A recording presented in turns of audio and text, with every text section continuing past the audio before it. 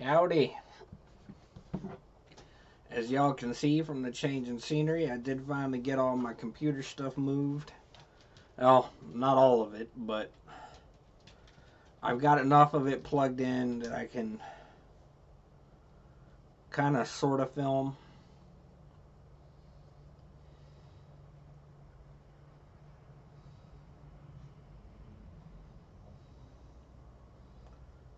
I'll have to work on moving the rest later after work.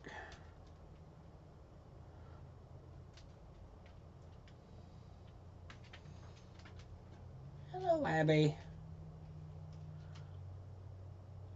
Did you want up here too? Oh.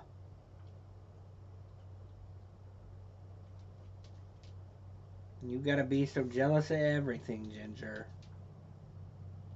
Come on.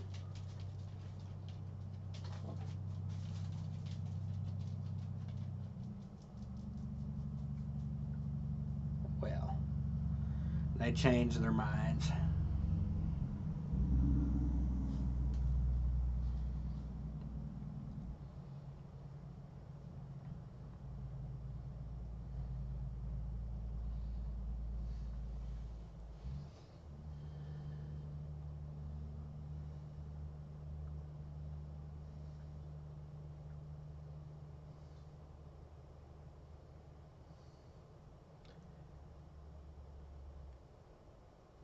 And Jacob dwelt in the land wherein his father was a stranger in the land of Canaan. These are the generations of Jacob. Joseph, being 17 years old, was feeding the flock with his brethren, and the lad was with the sons of Bilhah, and with the sons of Zilpah, his father's wives. And Joseph brought unto his father their evil report. Now, Israel loved Joseph more than all his children, because he was the son of his old age, and he made him a coat of many colors.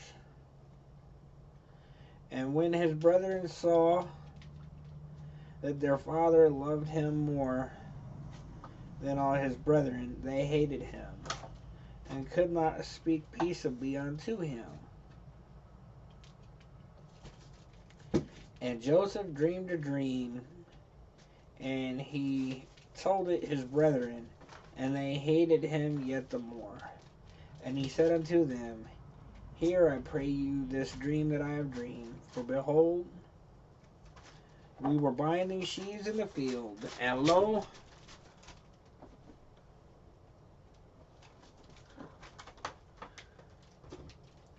my sheaf arose, and also stood upright, and behold, your sheaves stood round about and made obeisance to my sheaf.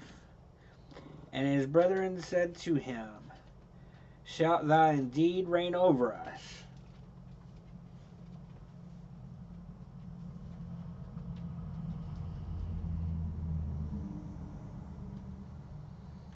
Or shalt thou indeed have dominion over us? And they hated him yet the more for his dreams and for his words.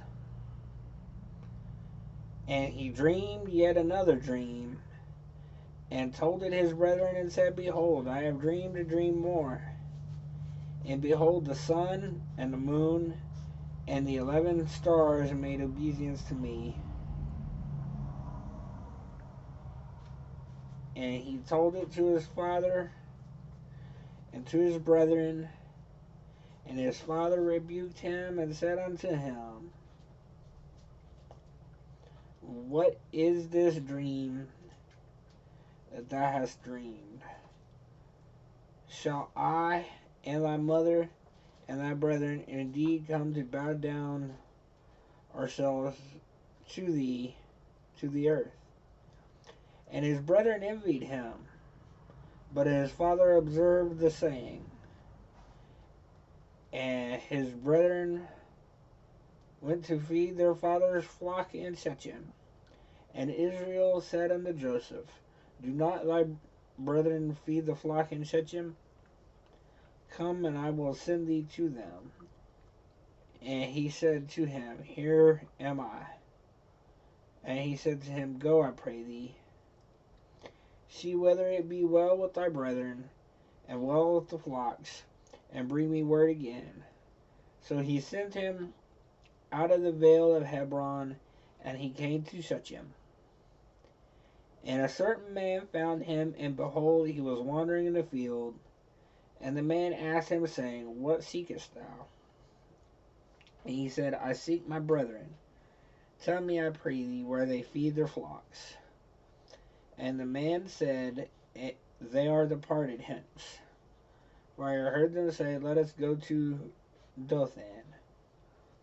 And Joseph went after his brethren, and found them in Dothan. And when they saw him far off, even before he came near unto them, they conspired against him to slay him. And they said one to another, Behold, this dreamer cometh.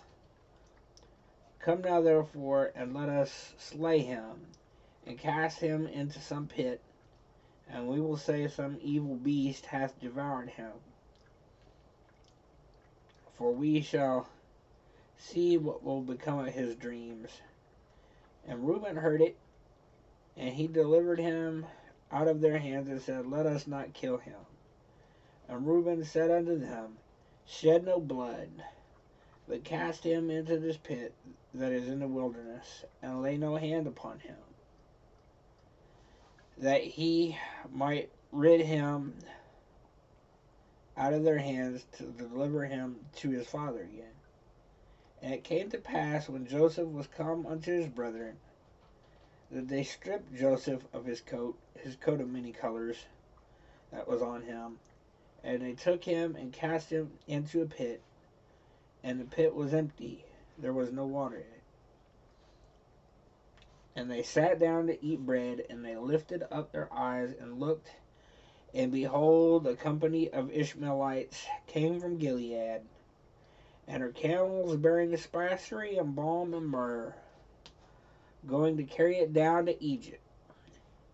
And Judah said unto his brethren, What profit is it if we slay our brother and conceal his blood? Come and let us sell him to the Ishmaelites, and let not our hand be upon him, for he is our brother and our flesh. And his brethren were content.